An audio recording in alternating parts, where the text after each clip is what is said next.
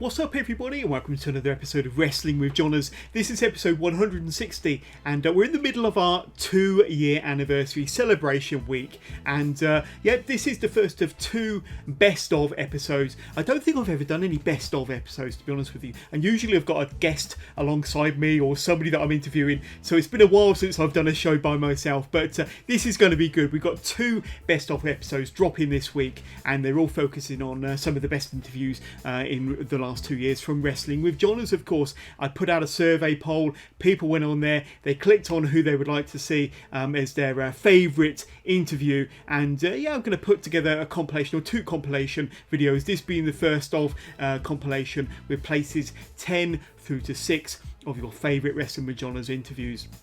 And it's going to be absolutely fantastic. I mean, this week you will have already seen our AEW Full Gear review with Chris from the Turnbuckle Arms and my podcast friend Mags, as we reviewed that excellent show. But later on in the week, we've got Wrestling for TV, the season finale there with Bishop. We've got part 2 of this, where you'll see places 5 to 1 crowned and listed in our best of. So see if your votes have got your favourite interview into the top 10 or maybe the top 5 places, who knows. And we've also got to cap off the week of Celebration podcast, a kind of a special podcast with Mike Mad Dog Angus, and John Scott, my Powered 4 TV friends, where we look at the greatest WWE, WWF Intercontinental Champions of all time. We try to whittle down an ultimate list in like a draft format, and we're going to try and hopefully get to a top 10 of Intercontinental Champions of all time. But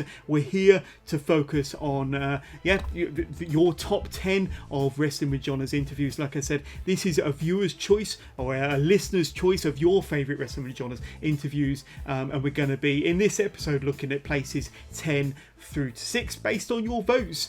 So the first person we're going to look at, we're going to be revisiting an interview with this person, and it's going stateside with Gary Michael Capetta. So this was episode 74, so going way back when the show was not even 1 year old, so back to October 2019. And I spoke to Gary for about an hour last October, and he's a really fascinating guy, a fantastic interview, really fun. Go and check out the full interview in the archives. But in this set of clips, we talk about how Gary got into the ring announcing business, and he was pretty much brought in by Gorilla Monsoon, who was kind of a big wrestler in the 1960s, 1970s, and a promoter in his own right in northeastern America.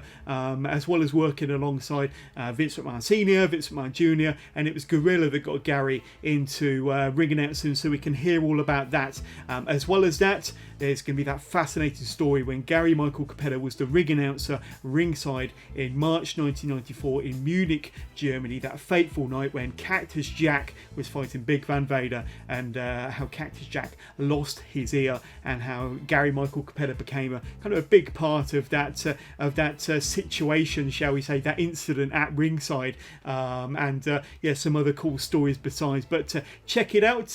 Gary Michael Capetta is at number 10. So and that's how Monsoon, he was wrestling at the time. He was also part owner of WWF, and he had a piece of the WWF geographically carved out where he promoted shows. And he eventually asked me if I wanted to. I didn't even know he was a part owner. I just thought he was a wrestler. That's how I knew him. And he asked me if I wanted to continue with him. So I did. And then I found out he was a producer of WWF TV. And after I got I was broken in for 2 years, working at all kinds of local high schools, colleges, rodeo arenas, CD clubs, all kinds of auditoriums, convention halls, military bases. After 2 years of that, he asked me if I wanted to start doing the TV with him. WWF TV. And I was going to ask you about that. I mean, just after 2 years, you were the main or one of the lead ring announcers on their prime TV shows. So their syndicated TV shows on a weekly basis. You would have been only about 24 at the time. How did you feel about it was moving so fast at such a young age? You were taking on extra responsibilities, and now on TV for the WWF at the age of 24. I mean, that must have been mind blowing at the time. It was because it was a very powerful show, and people would recognize me in public, even though I was only like physically seen for maybe 45 seconds, an hour. Yeah. They didn't do any kind of close-ups on the ring announcer, and Vinny, who was the commentator for the show, never said my name. So I did introduce myself in the very beginning of every hour. And if people go to the WWE network, they can see the old All-Star wrestling shows and see exactly what I'm talking about. Yeah, it was very heady because I actually had some negative experiences from the public just from the notoriety of that show. So it was a mixed bag, but you're right, it was an incredible opportunity. I was with them for 11 years. Yeah, well, I was going to say you were with them for 11 years, from 74 through to 85, and you were there. You were present during the championship reign of superstar Billy Graham, Bruno Sammartino's second reign, Bob Backlund's lengthy reign, as well as the rise of Hulk Hogan through to his first title reign. But Morales. Yeah, Pedro Morales, yeah. I mean, what were some of the fondest moments and memories of those 11 years being with the WWF and the WWF as it changed eventually? You must have worked alongside some of wrestling's greatest personalities in that 11 years, Gary. Mm-hmm. Absolutely. My greatest memories are actually of doing the ring announcing, because that was not my full-time occupation. I was teaching school. So I would, at the end of a school day, I would take off and, I was, think about this. This was just one small part of the WWF territory. And I was I was announcing an average of 3 times a week.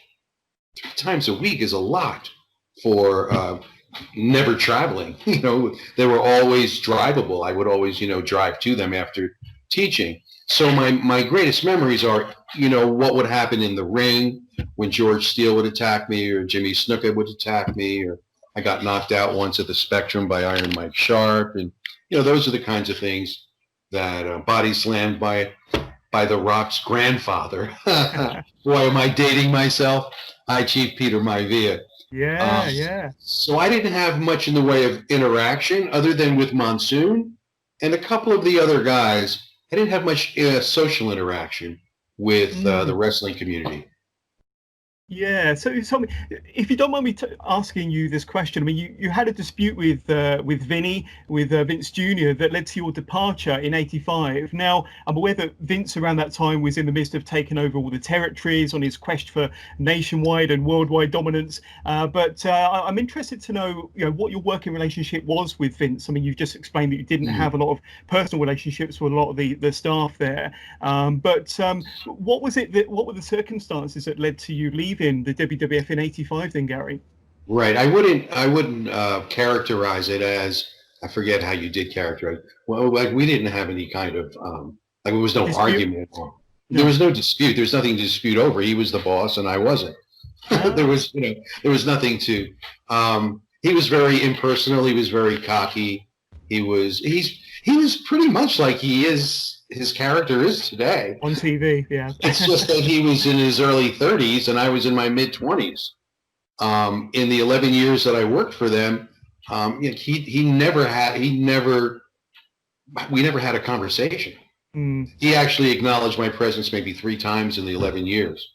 And one of those times was to fire me from an arena, not totally. Yeah. I think, when I look back, because I had another career, I believe that he knew that he couldn't control me financially. So because the WWF, and by the time I left WWF, announcing was not the majority of my income. And I think that he felt if he couldn't control your purse strings, if he couldn't, financially, that he didn't have your loyalty, which was a big mischaracterization on his part, because I loved what I was doing so much that obviously it wasn't for the money. Yeah. And the other thing is that at the time he had now we can use the word dispute with Gorilla Monsoon, because when McMahon took over all of the promotion from his father, he forced the minor stockholders to sell their shares. So Monsoon lost his part ownership. Monsoon, I'd never seen him so angry, for a period of time. Of course, they became very close again later. But when it was happening, I was on Team Monsoon. I wasn't on Team McMahon, because Monsoon brought me to the dance. That was another reason that I think he felt he couldn't trust me. But to answer so with that in mind, I knew I didn't have a future with them. Now remember, you couldn't predict the success that they were going to have. It was a wrestling company. That's all it was.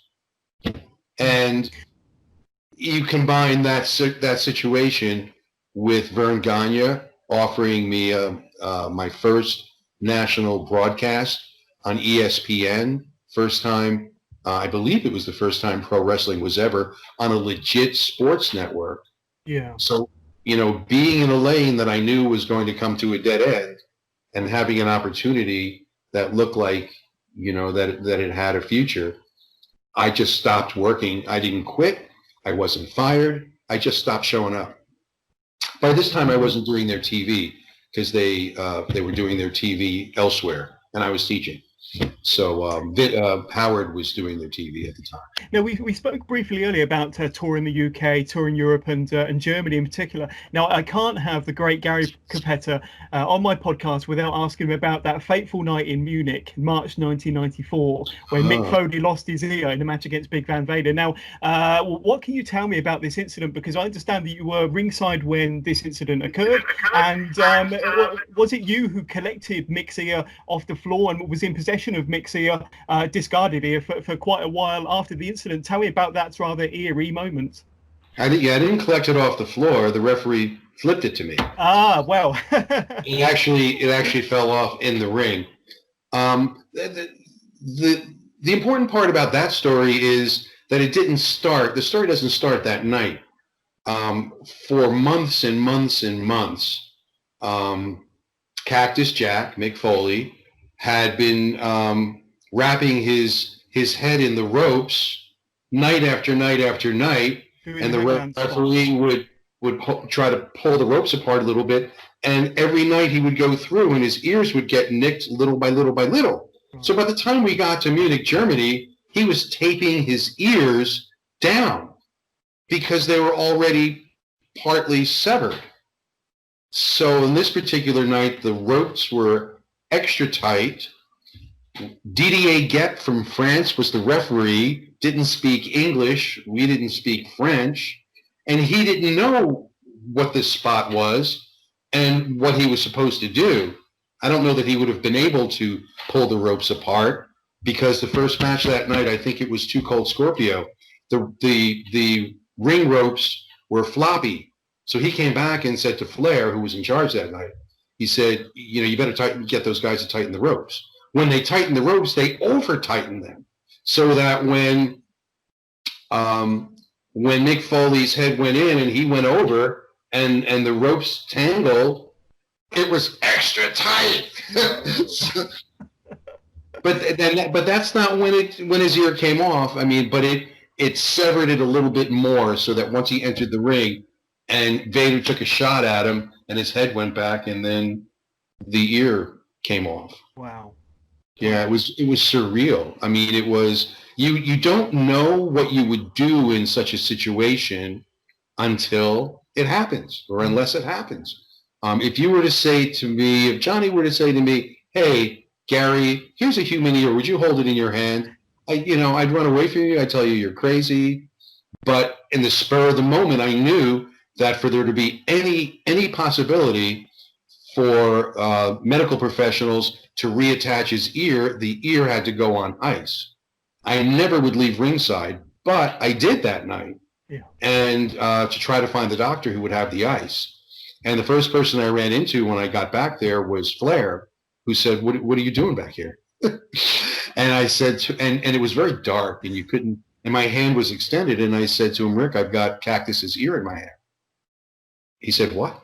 Incredible. I said, I've got Cactus. I didn't call him Mick at the time. It's Cactus. I have Cactus's ear in my hand. He said, are you all right? I said, I took him by the arm and I pulled him under a downlight. And he looked down and he said, damn, that's a human ear. He said, yeah, that's what I've been trying to tell you. And then the guys came out from one of the dressing rooms. I remember Sting, like, he was like amazed at this. And I said, guys, you know, this is all good. This is all like fun and good, but I need to go find the ice. And then I need to get back out there. And Cactus Jack, Mick Foley, continued the match. You know, he just had a hole in the side of his head and he just continued the match. And the match ended before I got back out to the ring. And as it was a big, it's a sports hall, it was a big round building. And as I'm making my way in the back hallway around, here comes Foley from the ring with his hand over the side of his head. And as we're passing, I said to him, are you okay? And he was stunned.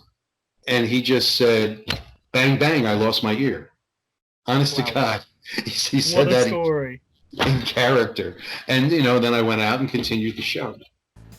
Number 9 in our listeners' choice poll for your favourite Wrestling with Johners interviews was Alex Talbot. Xander Calloway, but more commonly known as Alex Talbot, of course, the owner, or one of the owners, and the general manager of Wrestling 4. Now, he set up Wrestling 4 a couple of years back. They've had about 4 or 5 shows that are available over on Powered 4 TV, of course, based over in the West Midlands. And yeah, he's not only got some really, really cool stories about how he got into the business, but he also tells us how he got involved, how he started, along with his other partners, Wrestling 4 charity-based promotion over in the West Midlands.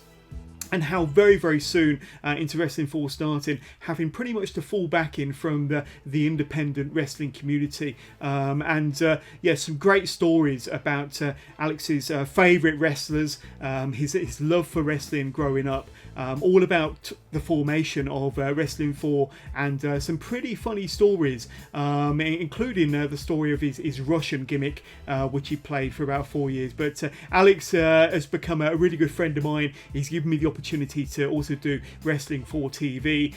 So thanks very much if you're listening or watching to this, Alex. This was a really fun interview. Before we get kind of deep into your career and Wrestling 4, let's talk about you as a wrestling fan then, because you wouldn't be doing this if you weren't a wrestling fan, let's be honest. No. Can you remember the first time you clapped eyes on pro wrestling? Yes. When your world was changed forever and wrestling came into your life? I remember being a young boy. I can't remember how old I was exactly, but I remember being sat downstairs and it was my bedtime. Like, I was meant to be in bed. I had school the next day. We've all been there. and Cartoon Network, it was either at 9 o'clock or 10 o'clock, swapped from Cartoon Network to TNT. And the first program on was Nitro, WCW Nitro. And I remember just being sat there, just watching what was going on. Like, what is this? Like, there's a bloke that's walking through fireworks and stuff, which was obviously that I'd learned that was Goldberg.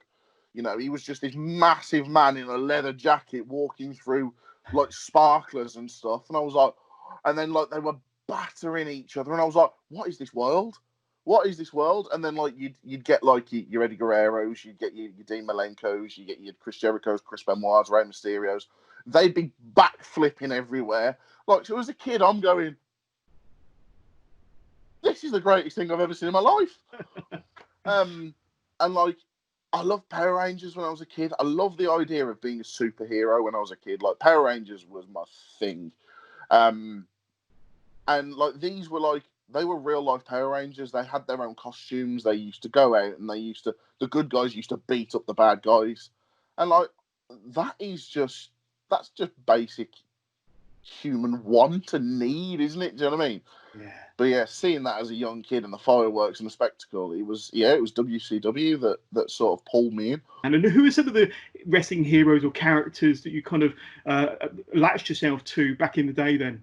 Back then, it was, I would like to say, it was Goldberg. It was this monstrous man that would walk through fire, and like, that was insane. And again, it was Eddie Guerrero. I loved Eddie Guerrero from the minute I saw him. I loved the fact that he was a cocky, cool sort of, and he was just brilliant. Like the way he moved was fluid, and like I probably didn't realize it back then, but I was enjoying watching his performance because of how fluid he was, and and stuff like that. So that really pulled me in. And then eventually, it was The Undertaker.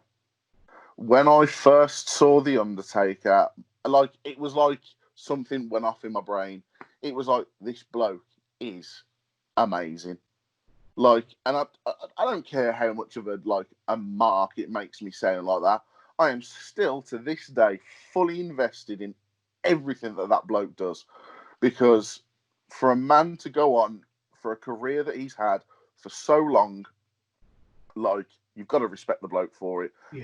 But going back to as a kid, watching this bloke who was apparently a dead man, and he was claiming souls and stuff like that, and then like I come out of wrestling for a little bit, and then went back into it, and he was riding a Harley Davidson, and like I was just, do you know what I mean? More cool, yeah. Even more cool. Do you know what I mean? He turned up the cool factor. And like people, how can you like wrestling? It's so unrealistic because it's cool. Let's talk about kind of your early gimmicks then, because I'm guessing you weren't the chosen man, Xander Calloway, when you first started. No. Who was your first gimmick or your early gimmick? Can you remember? I was a Russian character. I was the big Russian Viktor Romanov. Brilliant. Complete with like sort of deerstalker hat with the Soviet Union badge and long grey military coat and Russian flag carrying to the ring, and yeah, that was my first gimmick, which, do you know what, at the time I had so much fun with, because I just could. I'd learn all of the Russian swear words and just shout them at people. And like, it was funny because they didn't know what they meant at all. Like, they didn't have a clue. But it was great. It was possibly the strangest 3-4 years of my entire life.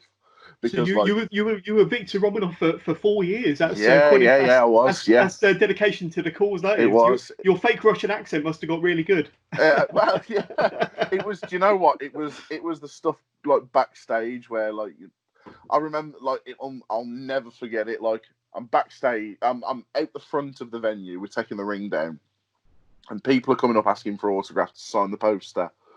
And I'm stood there, and I'm completely in gimmick. And one of the other guys turns around and goes, "Victor, pen! You want a pen?" And I'm like, "Yes." And then I'll pick something ridiculous up, and he's like, "No, pen." And we do that, and it's so infantile, but it was so funny at the time, and stuff like that. I'll just,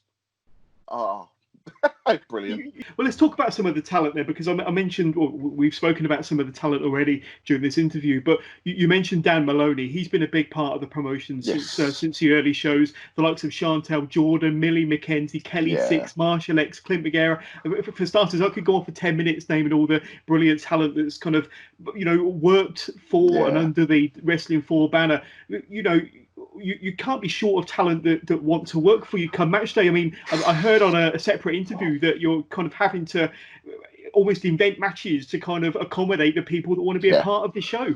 Yeah, the way I look at it is if these people want to perform for the charity, then they should be allowed to have that platform. So people say you've only got one singles match on the entire card. I'm like, yeah, I know.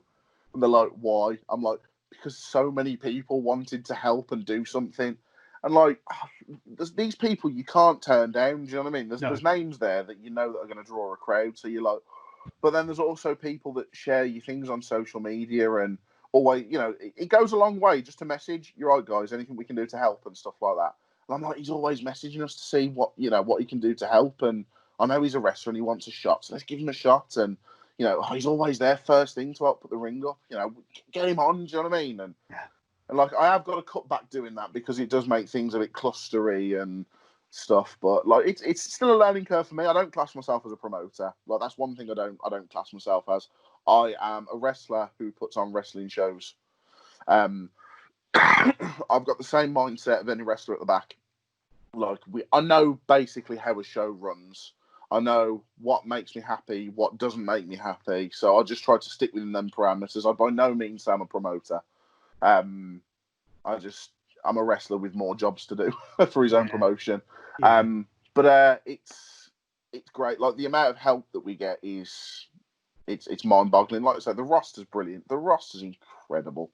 Like, I'm so lucky to be able to just text these people. How you doing? You fancy a match in a couple of weeks and stuff like that for the charity show and stuff. And it's unreal and stuff. Like, to have Dan Maloney as our first champion. Well, I was going to say, that's pretty epic. I mean, he's a top guy and a fantastic figurehead to have for your company. And he is legitimately one of the best wrestlers in the UK, in Europe. And to have him as your champion, your main guy, is pretty special. Hands down, mate. Hands down. The guy is also possibly one of the nicest people that you'll ever meet as well. He's so genuine. It's unreal. And he's a workhorse. He's an absolute workhorse. At the last show, he rang me on the day, and he was like, "I'm really badly injured. I don't know if I'm going to be able to wrestle a match." I was like, "Oh no," and he was like, "But I'll still turn up because even if I don't wrestle the match, I still want to be there for the show." So even if he wasn't going to wrestle, he was still going to be there. And I was like, "Yeah, that's fine. And in the end, he turned up with his gear, and he was like, "It's all right. No worries. I'll just take it easy." And I'm just like, "You're a machine. The bloke is a machine. He's an animal." How like PG-13 and like adults only is this podcast, so I know how to censor this next bit. It's not a PG podcast. You can use adult language if you choose to. No problem. This will be the one that I will use it because I think it like. So we've just done the first show for Click Sergeant. Dan has won the title. I'm in the ring with Dan. We've had a hug. I've raised his hand at the end of the night. And he's gone, "Oh, give me the mic." And he's gone, "We've done it, everybody! Fuck cancer! Yeah!" And I'm like, there's kids everywhere. But not only that, it's a brand new piece of equipment. He then bounces off the mat, and the mic goes into the third row. And literally, you can hear me on the recording go, "Daniel!" Brilliant. But I got backstage and stuff. He was like, I didn't mean to swear. I was just so caught up in the emotion. I didn't mean to swear. I was like, "It's fine. We got away with it. No problem." And but like, the guys like, and for advice and stuff like that, if I ever need any advice or something, like, I'll message him and just go, "Am I doing the right thing here?" And he'll either say yes or no, or like, he's tip top. He should be everywhere that he isn't, because I know he's everywhere now, but everywhere that he isn't, he should be. Yeah. Same with Darice, though, his tag team partner as well at the minute. Like, Darice has been a staple of wrestling for as well. The pair of them together, they're just two lads from sort of where I grew up, and they're living the dream. And like, I couldn't be happier for the pair of them. Speaking of champions, let's talk about your Wrestling 4 inaugural Hall of Famers, tag team champions, pun intended, Harry Crews and Ryan Parrott. So what's going on there then? I mean, they are as entertaining as hell, but they must do your head in. Oh, the blood's already started boiling. I can feel the vein on the side of my neck going. Those belts don't look very official, do they? So, but they've got a WF on them. Yeah, I know they've got a WF on them. It's not my WF. God, I gave them a match at Wrestling 4, the first show for Calm, which they won. And they've then says, well, they've beaten all the best tag teams. That must make them championship level. So they went and bought these toy titles. made a load of fake letters up, signed my name, which was ridiculous, which I didn't realise until afterwards, on Hall of Fame certificates. They've forged text messages, they've forged emails, they've done everything that they can to laugh in my face. And oh God, they're such clowns. They are such idiots. They are ridiculous. And like Ryan Parrott's smug little face. Oh, he knows how to get on my very last wick, that boy. He knows.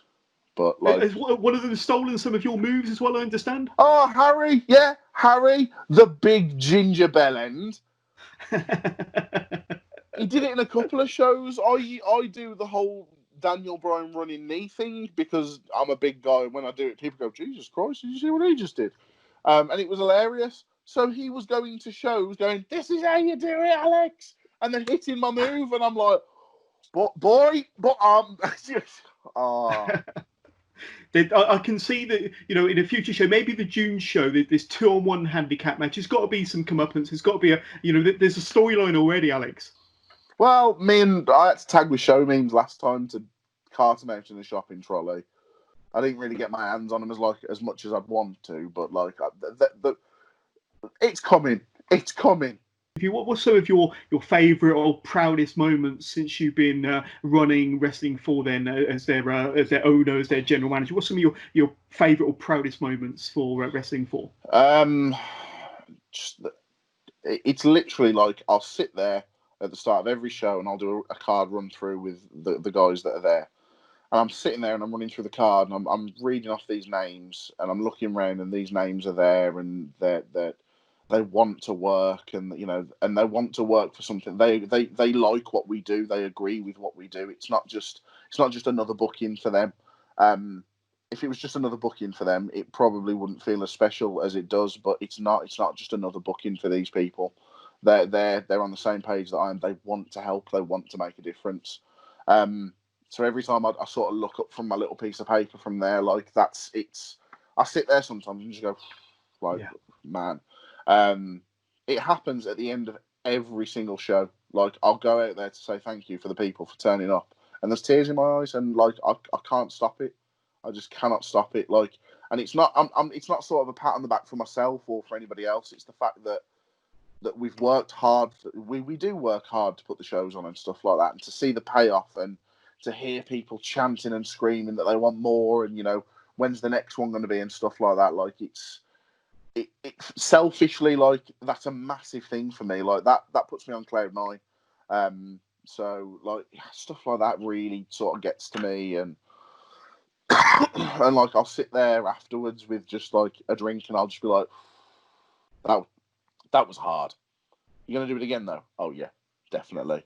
And it's always been, oh yeah, definitely. There's never been a sort of time where I've gone, no, this is tainted my time for it. It's an oh yeah, definitely. That was a really, really fun interview with Alex Talbot, and go and check that out. I think we went just over an hour, me and Alex, talking everything wrestling 4, and his love for wrestling and his love for The Undertaker as well. But number 8 in our listeners' choice, our viewers' poll for your favourite Wrestling with Johners interview is Anaya. This was from episode 142, so not that long ago, back in June of this year. Anaya was another really great guest, and I kind of heard of Anaya and I saw clips of him on the internet, but it wasn't until I started doing interviews with wrestlers from Lucha Libre and Laughs, the Denver, Colorado based promotion, that I learned more about Anaya. And of course this interview was while Anaya was the Lucha Libre and Laughs heavyweight champion. I think he possibly still is, to be honest with you. But we talk about his formation of the West Coast Guerrillas with Hoodlum. We talk about his time in Rocky Mountain Pro. We talk about some of his favourite matches, including a triple threat match when he took on Keith Lee and Mike Seidel, as well as when he took on Shotzi Blackheart earlier on this year in his first title defence as Triple L champion. So this was a really, really fun interview from June this year, and here's some clips of that interview with Anaya.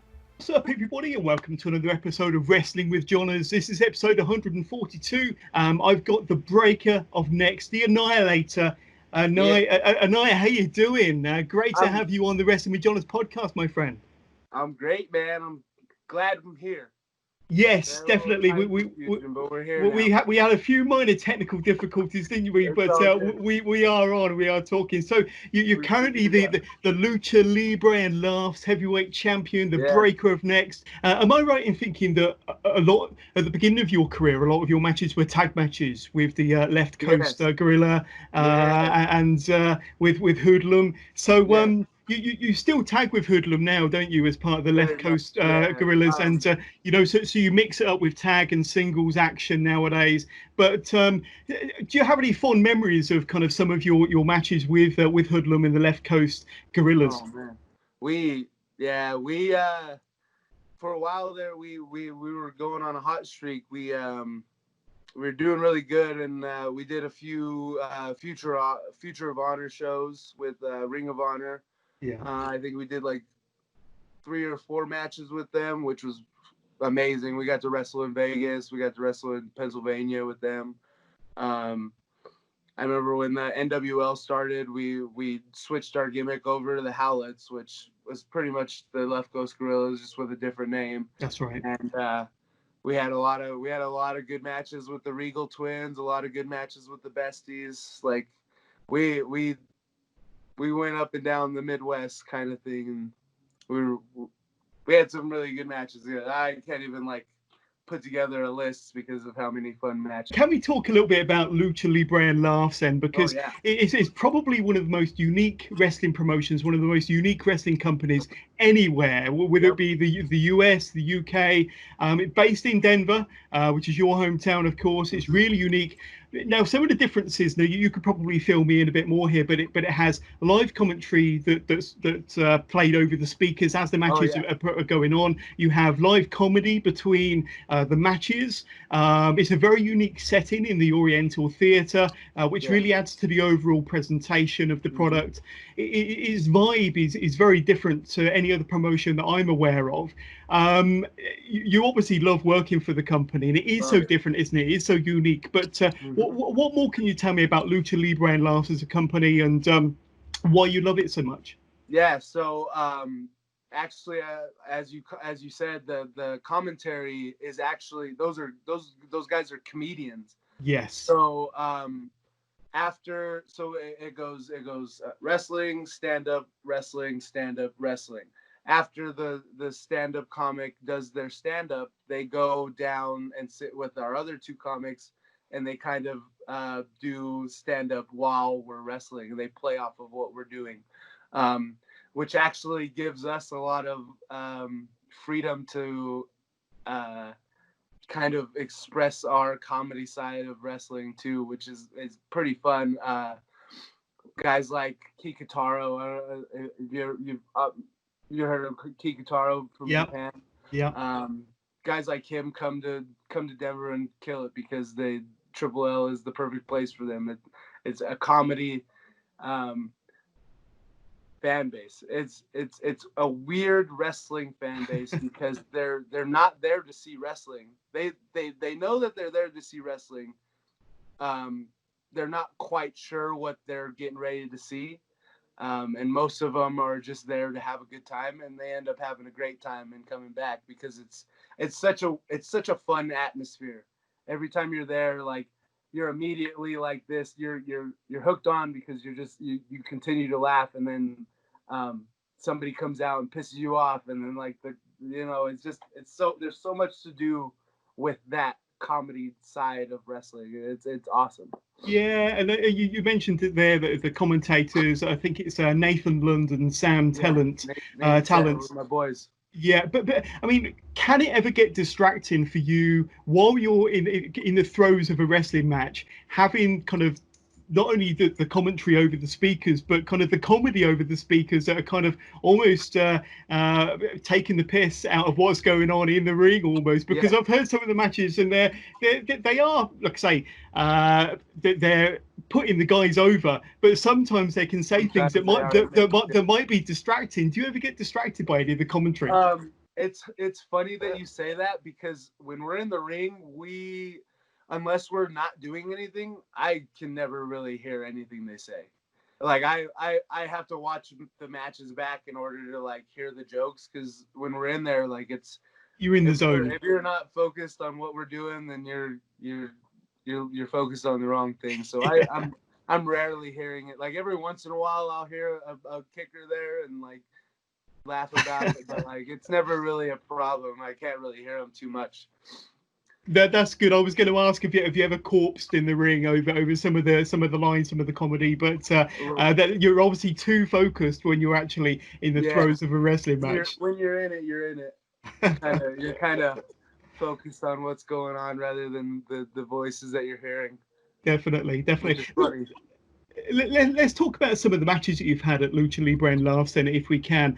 So you were the winner of the Candyman Memorial Tournament Cup in June 2018, and you defeated, I think he's a good friend of yours, Royce Isaacs, in the final. He's your man, but you went all the way in the tournament and you beat Royce in the final. Tell us about that experience, because it was a one-night tournament, I understand, and then of course having to go against Royce in the final. We've had Royce on the podcast, so I know Royce very well. But what was that experience like? Oh man, it was awesome. I love Royce. Me and Royce, pretty much, we came up together in wrestling. Our wrestling careers kind of ran parallel to each other. I love stepping in the. I'll step into the ring with Royce any fucking day, because I love him. But yeah, that I actually have the trophy right there. I just saw it. Yeah, that tournament was a lot of fun.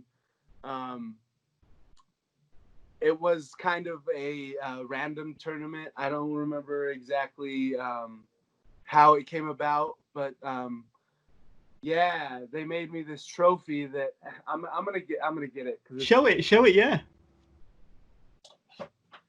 So the promoter of the company, who's a good friend of mine, made this trophy for me. So here's the trophy. That's pretty neat.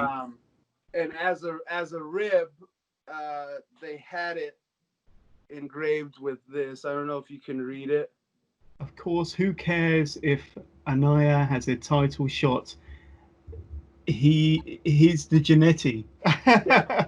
So the story behind this is I got really drunk one night and I tweeted this, or I Facebooked it or something, and it turned into a running gag in Colorado of that tweet. So I had no idea that was written on that until I got the trophy delivered to me into the ring. So that's just kind of the place that Triple L is. It's just a fun place to be all the time. Absolutely. And another match, and it was a phenomenal match. One of my favorite matches that I've seen recently was a triple threat match between yourself, Keith Lee, the current NXT North American champion, Mike Sydal. A fantastic match. I got to ask you first of all, what was it like to be in there with the Limitless One? Because I don't know if you've ever wrestled Keith Lee before that match. I mean, besides the fact that it was a fantastic match, I mean, Keith Lee is a giant of a man. He's a bear, and you kind of took you. There was an exchange between the two of you with knife edge chops that went on for a little while. He got you with the double-handed kind of bear paw slap. That looked like it sucked. But what was it like to be in there with Mr. Lee?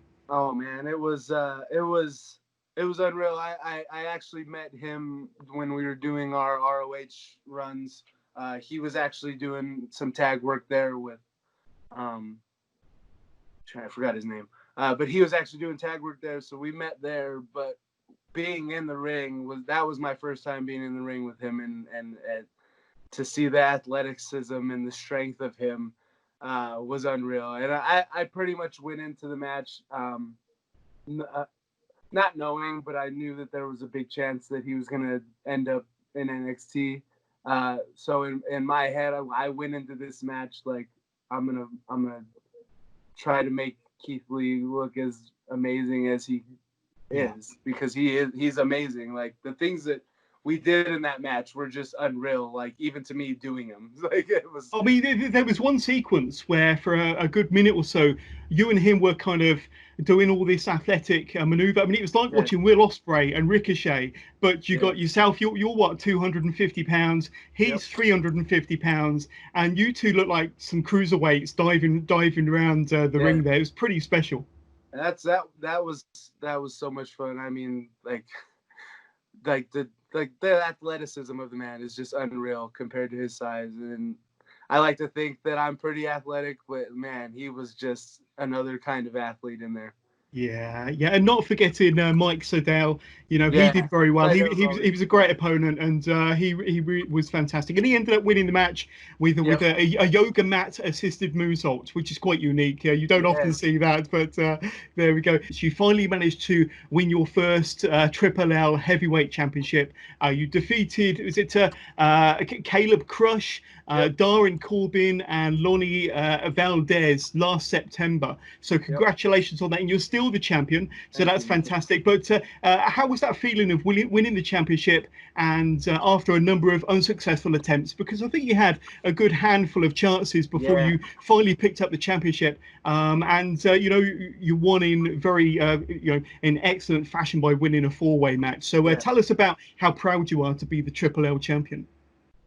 I am extremely proud to be the Triple L champion. Like the fact that I was given this championship to like hold this company in my hands was just the biggest thing that can come to my Colorado wrestling career, because like in my head, Triple L is the best Colorado wrestling promotion. It's the place to be. I mean, we were before the virus, we were selling the place out 500 every month. Like, it's just an amazing promotion, and I think it was awesome because of the amount of times that I continued to just get this close to winning the title. For almost a year, I was every single time about to win the title, and then Seidel obviously would always, yoga his fucking way out of it, like, and like the build up to that match, I cut a promo before that match, knowing that I was going to put myself, because the trophy was actually to get a title shot. So I was using that as it was just a big story, like a year-long storyline of me chasing Seidel, and then finally ending up getting the title with the Fatal 4-Way, which was just an amazing night. Like, the crowd was hot as hell the whole night, and it was just an amazing feeling. Like, I think this was possibly your last match before the whole pandemic and the lockdown, but it was your first ever Triple L title defense against NXT wrestler Shotzi Blackheart. So I saw that match through a couple of times because I absolutely loved it. It was an excellent match. The two of you kind of really mixed it up. As I said earlier, all around the Oriental Theatre, you really kind of mixed it up around the whole venue. You did manage to win. You retained your championship with your finisher, the Annihilator, or the Annihilation, sorry. But that was a really tough match. She kind of put you through your paces, Anaya. But a massive show of respect between the two of you after the match. I think that was just before she signed with WWE as well, to be honest with you. I think that was just before. But that was her last weekend of wrestling. Tell us about that match, because she's a hell of a talent, and I know that you're not averse to doing intergender matches. You've got an intergender tag team partner, but wrestling Shotzi, that was quite an experience and a hell of a match. Shotzi was actually one of my first big intergender matches. I haven't really mixed it up too other than the tag matches. I haven't really mixed it up too much with single one-on-one competitions with women. But no, she gave it to me just like she said she was. That the who's your daddy thing is not a joke. She took it to me, and I think we just had we just went out there and had a good time and had a lot of chemistry when we locked it up, Yeah, definitely. And that match is also on YouTube if any of my listeners want to go and check that out. But it's a fantastic match. It really, really is. Number 7 in our listeners and viewers' best of poll, your favourite Wrestling with Johners interviews was Chantel Jordan. Now, I had the pleasure of interviewing Chantel back in February of this year, episode 105, and this was one of my favourite guests and one of my favourite interviews even to today.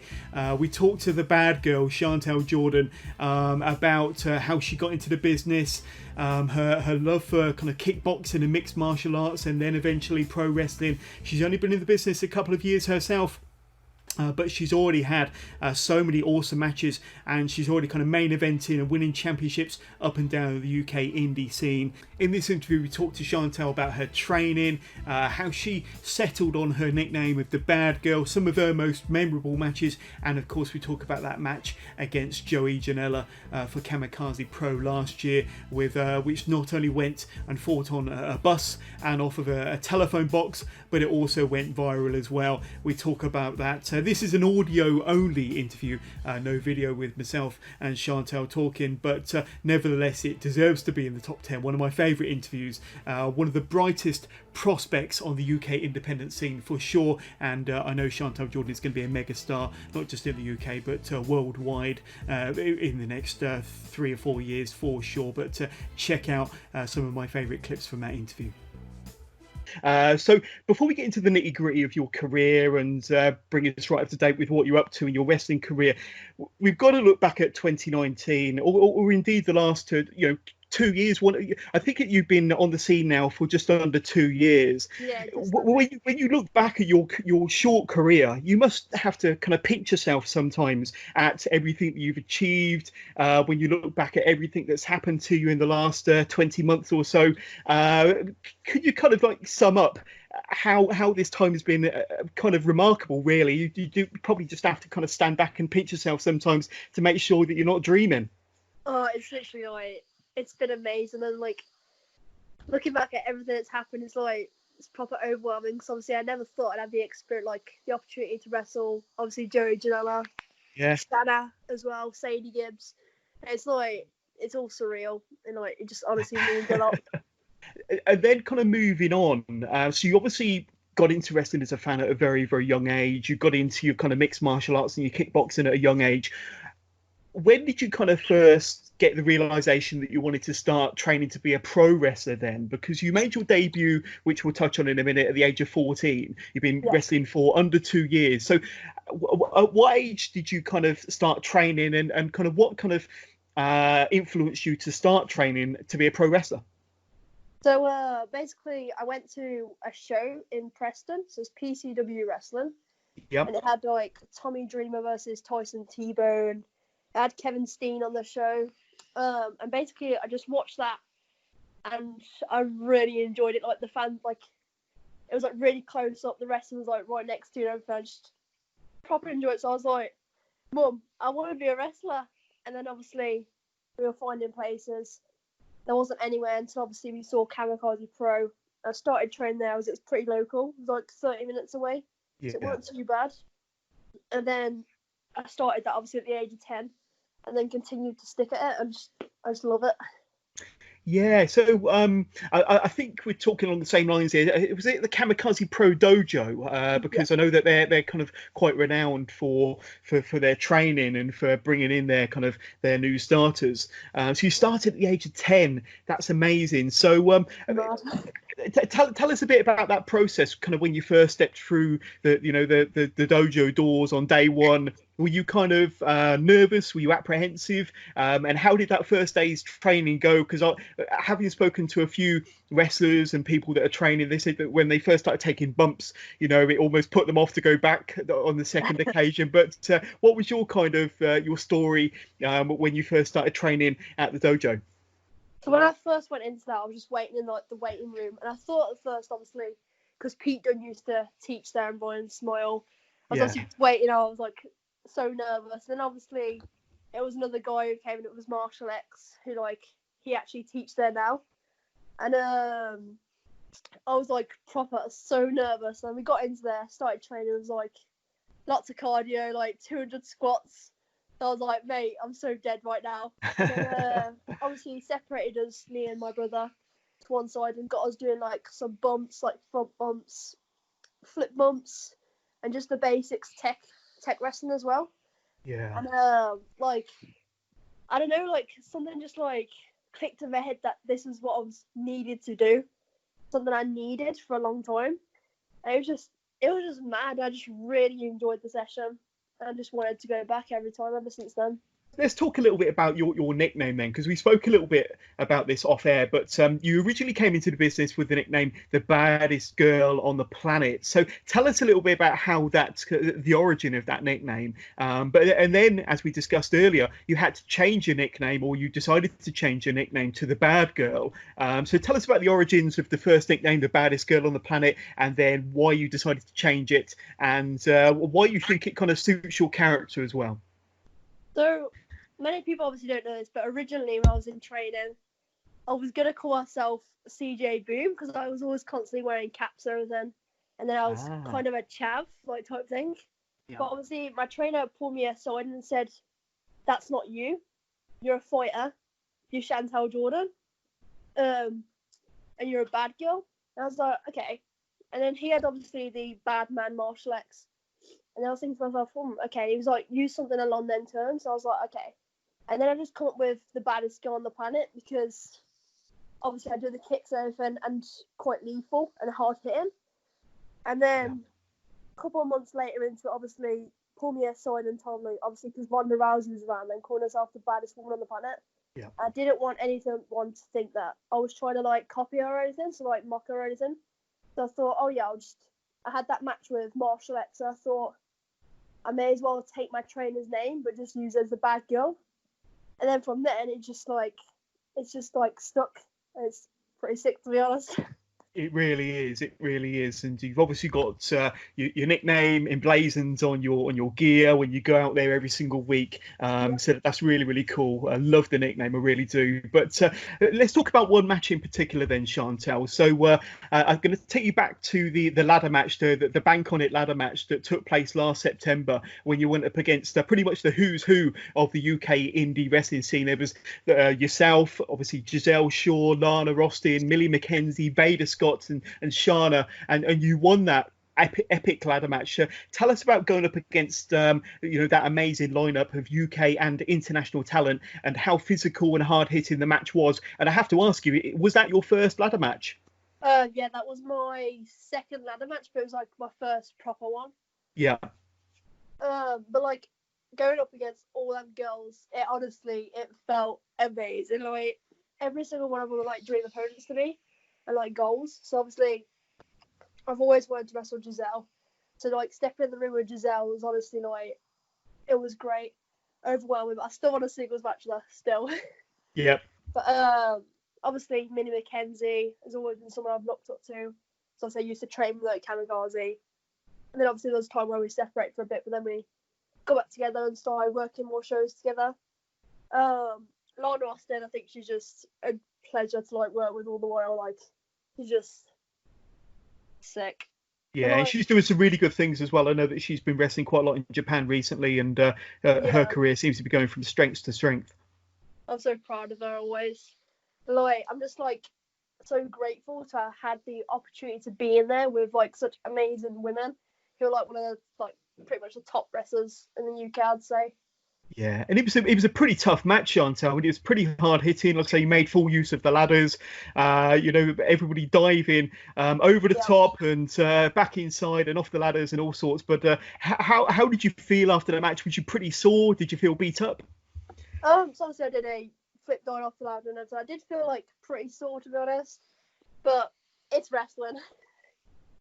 Gonna take injuries at some point. Let's talk about the UK scene and kind of the female wrestling scene in general then, Chantel, which you're a very big part of. So I mean the female talent on the UK indie circuit or the indie scene around the UK at the moment is completely unreal. Probably the best I've ever known it, to be honest with you. You know, they're not just performing at a very high level on the UK indie scene, but all over the world now, as we explained with Lana Austin going to Japan and one or two others. How do you feel when you see the likes of, say, Danny Luna and Valkyrie getting signed to NXT UK, and and there's so many others catching the eye of promotions from all over the world, including NXT over in the States, WWE, AEW, Ring of Honor, Shimmer, and Stardom. How do you feel when you see these friends of yours on the UK circuit kind of moving on to kind of things outside of the UK and bigger and badder promotions?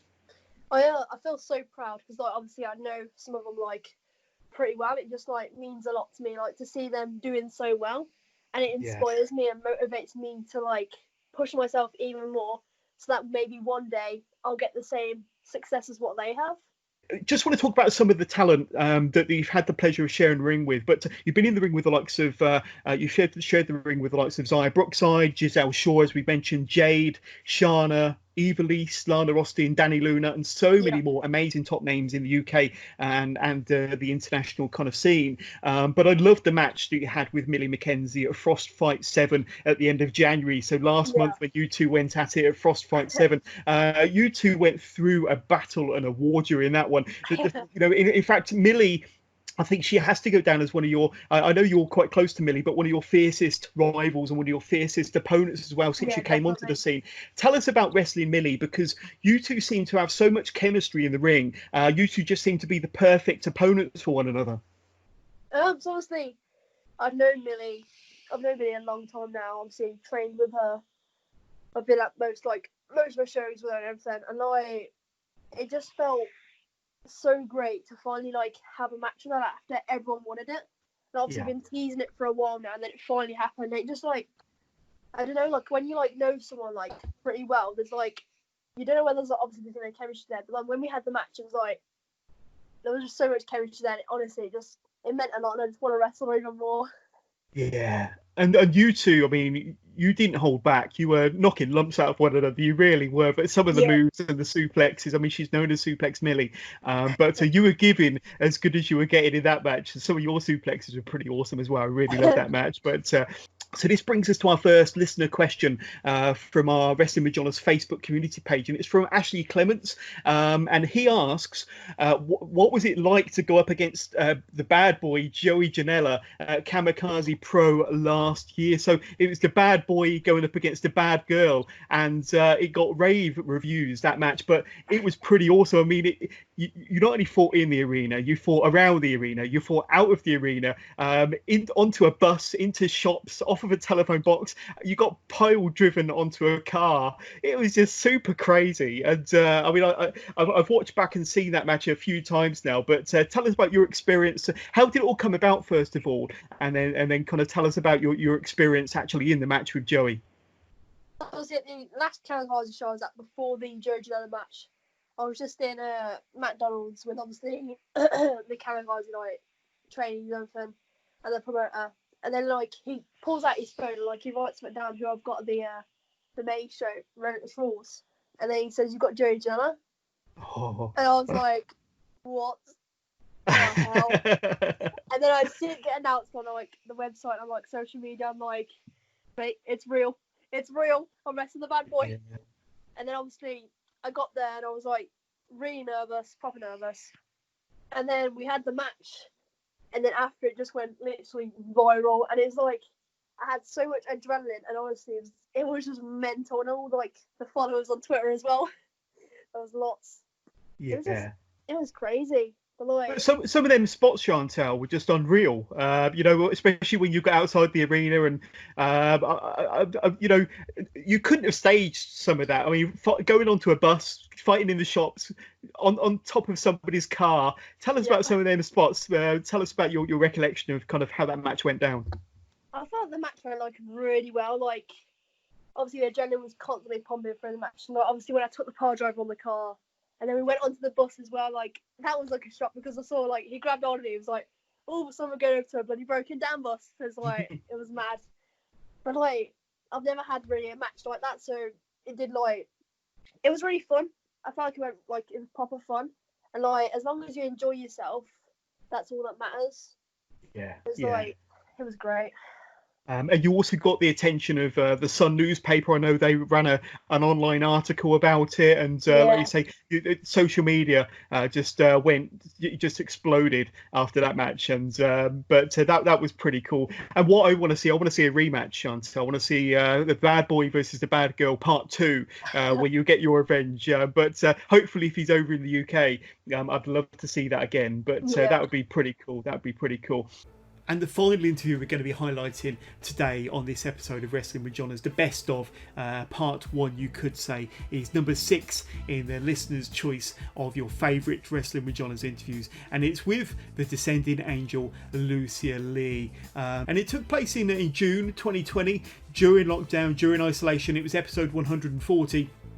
But Lucia is another really, really bright prospect on the UK scene. And within months of starting her career, and she's only a couple of years into the business, she was already winning championships. Already making kind of news for herself and making a bit of a name for herself. And we talk about how good of a character she's developed, how confident she is in front of a microphone and in front of the camera with her promo ability. Now, that probably didn't come natural to her to start off with, but she certainly developed that Descending Angel character. Some of her favourite matches, including with the likes of Lana Austin and Dominator and Chantal Jordan. So we talk all about that in our interview from June. Check the full interview out in the archives, but here's a few clips from number 6 in the listeners and viewers' choice poll of your favourite Wrestling with Johners interview. Enjoy. Now, as I said, you had an amazing first year. It's incredible to think that you only debuted, I think, was it last April, Lucia, 2019 when you debuted? And March 2019. You've done so much in such a short space of time. Do you have to kind of stand back and pinch yourself sometimes because of everything you've accomplished and all the great matches and opponents that you faced in just 12 months' time, really, or less than that, considering when your last match was? Yeah, it's been really cool. I debuted fairly quickly. I debuted after 7 months of training, which is unheard of. And I think that since then I've just I was chucked in at the deep end, and it was sort of a sink or swim mentality. And I think that I'm doing okay. I have to ask you, you must have been a bit nervous before that first match, but do you still suffer with nerves when you go into the ring kind of a year in? And how do you prepare for your matches? How do you try to overcome the nerves before you step through the curtain? I don't really get nerves until I'm about to go through the curtain. Really? The only time that I've really, really been nervous, I was really nervous before my match with Chantal at Kamikaze, and I was really nervous before my debut at Wrestling 4. They're the two that I've been really nervous. Oh, and my debut for Kamikaze as well. I was actually really nervous for that one. So it seems to be mostly when you're kind of your first show for a new promotion, and you obviously feel like you've got something to prove. Yes, definitely. There's a huge chip on my shoulder to, be good at least. I never want anyone to come away and think, oh, Lucia Lee, she was awful, worst part of the show. That's always in the back of my mind, and I'm okay, you've got to make sure that you aren't the worst person in the room. You've got to make sure that you are, at least above a certain level. Sure. Yeah, absolutely. Well, I mean, going back to CPW, you're only a few months into making your official debut when you won the CPW Women's Championship, Lucia. Yeah. So, I mean, how did that feel when you were told that you were going to be winning the Women's Championship for CPW? And CPW, they're an established company, being around quite a while. You're a few months in, and, they give you the news that they're going to put the title on you.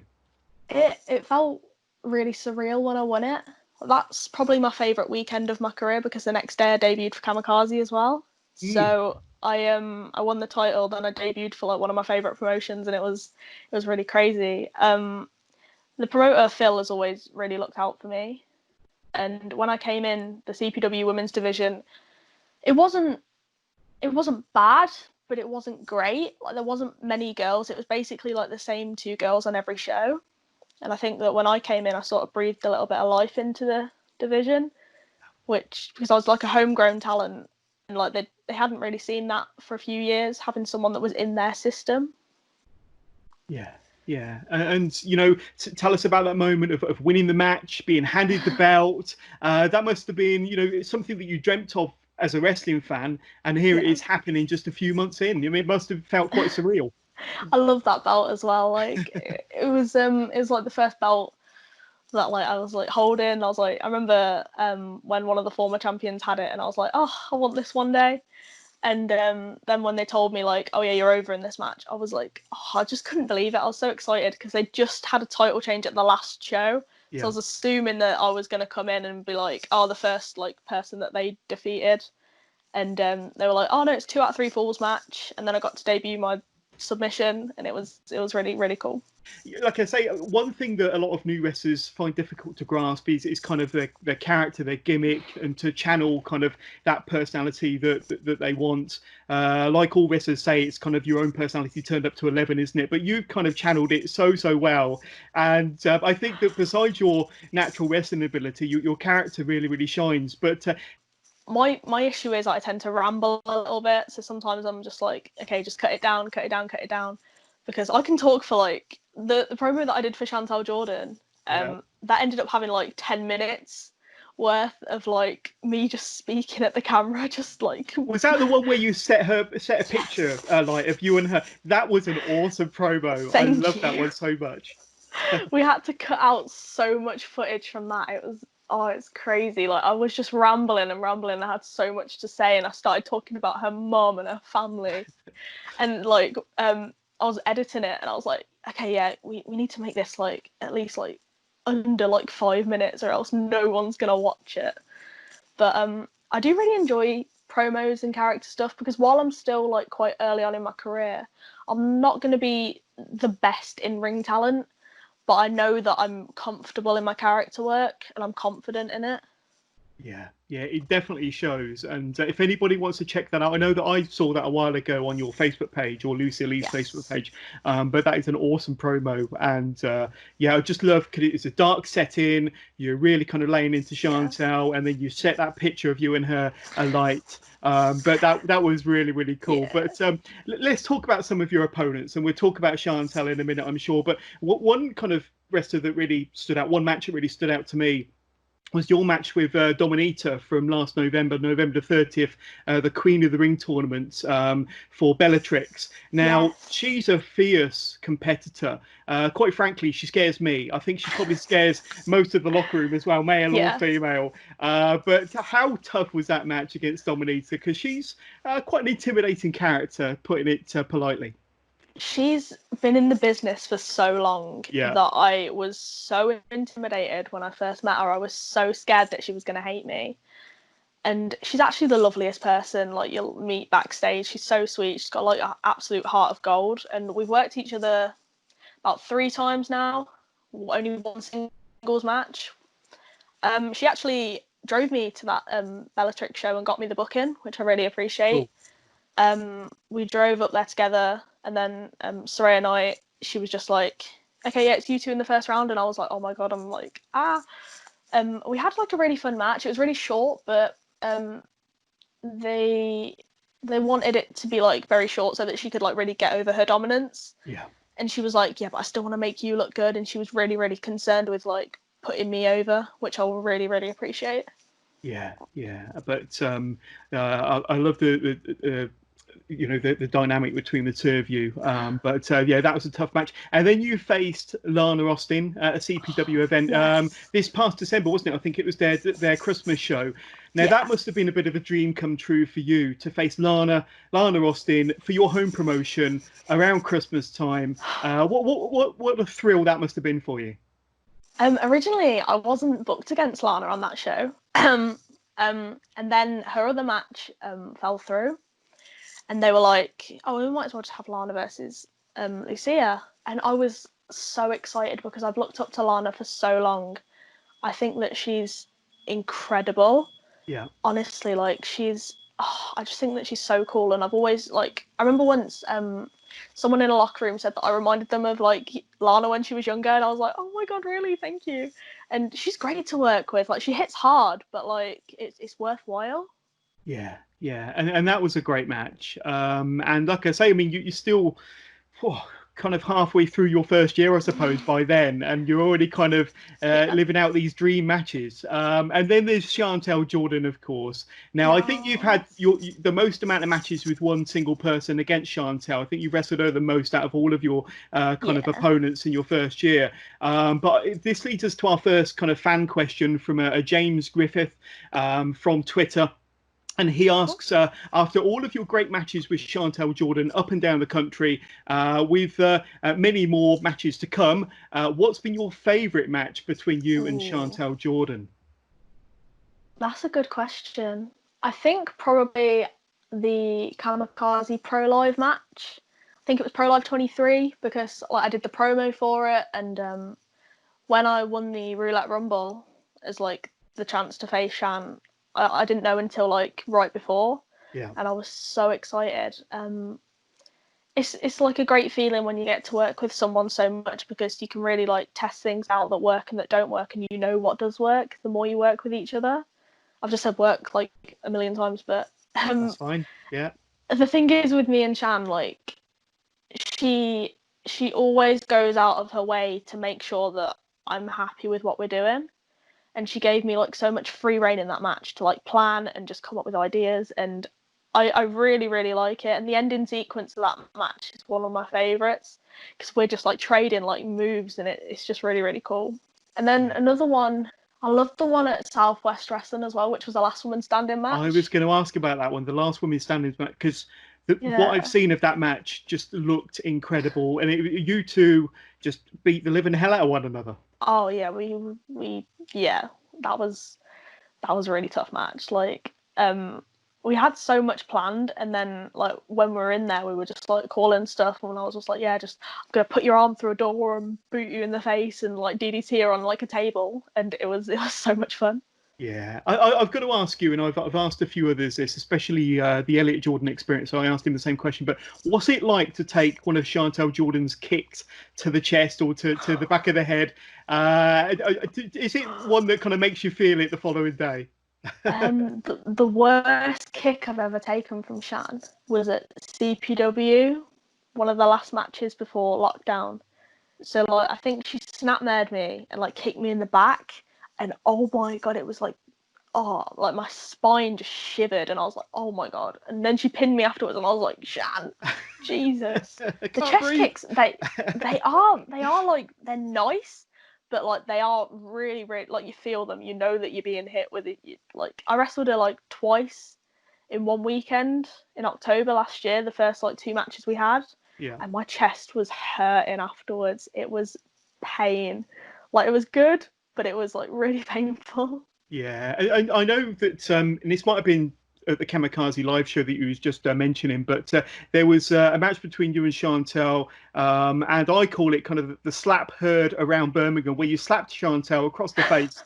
And everybody in the audience just kind of went, ooh. And when I was watching it, I had the same reaction. That was a hell of a slap. That's turned into a bit of a meme in itself, that slap. But did she know that slap was coming? And did you hit her harder than you actually did? Did you mean to hit her that hard, is what I'm trying to say? God. Right. So we planned the start of the match that Shan was like going to attack me because like, she was annoyed and stuff. But I think that she made the decision to sort of, she wanted me to instigate it. She wanted me to hit her first. And we just knew that was what we were like planning. We just sort of like telepathically, best friend communication. She just squared up to me. And I was like, I think she wants me to slap her. So I just clarted. I didn't even aim. Like usually when I slap someone, I'll aim for like neck. But I just slapped her across the face, and I was like, I really hope she wanted me to do this, or else she's going to be so annoyed with me, and I'm getting a receipt. But I asked her afterwards, and she was like, Yeah, I wanted you to slap me, and I was like, Oh, thank God. So there we go. We've seen your favourite Wrestling with Johners interviews, places 10 through to 6. So the first 5 in our top 10. I really had a blast revisiting some of these interviews, going through the interviews, picking out some of my favourite moments. I really hope you enjoyed this kind of highlight show, best of, for the first 5 of your favourite interviews. All voted for by you, of course. Nothing to do with me. I just put the shows together, but you guys voted for those 5. And we got part 2 to look forward to later on in the week, where we look at places 5 through to 1 and see who's in your top 5 and who is your number 1, the most voted for, your favourite Wrestling with Johners interview in the last couple of years. So that's really going to be great. But don't forget to check out all of the other podcasts that are going to be dropping this week for our celebratory 2-year anniversary podcast week. And so much to look forward to, not just this week, but go and check all of our stuff out in the archives. The easiest way to do it is visit our website, wrestlingwithjohners.com, or search Wrestling with Johners in any podcast platform, Apple, Spotify, Podbean, Google Podcast, or even YouTube. And if you're on YouTube or any of these platforms, give us a subscribe, give us a follow. Give us a thumbs up to any episodes that you enjoyed watching or listening to. But don't forget to check out part 2, which will highlight your favourite podcast interviews from Wrestling with Johners, places 5 down to 1. And we'll catch you all again soon.